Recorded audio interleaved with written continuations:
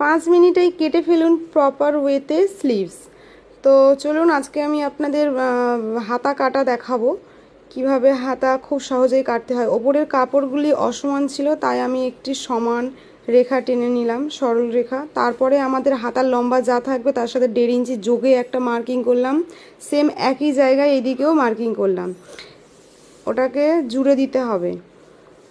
তারপরে আমাদের এখানে নিতে হবে মোহরার অর্ধেক, তার সাথে 1 ইঞ্চি যোগ। মোহরার অর্ধেক এখানে নিতে হবে, মুহুরির অর্ধেক তার সাথে 1 ইঞ্চি যোগ। ঠিক আছে, সেলাই মার্জিন যে যোগটা করা হয় ওটা সেলাই মার্জিন। তারপরে এই জায়গায় নিতে হবে ছাতির 12 ভাগের 1 ভাগ, হালকা হাতে একটা হালকা এস মতো শেপ দিয়ে দিতে হবে।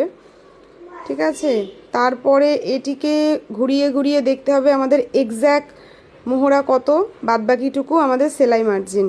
জুড়ে দিতে হবে খুবই সহজেই, এটিকে এইভাবে জুড়ে দিতে হবে স্কেলের সাহায্যে।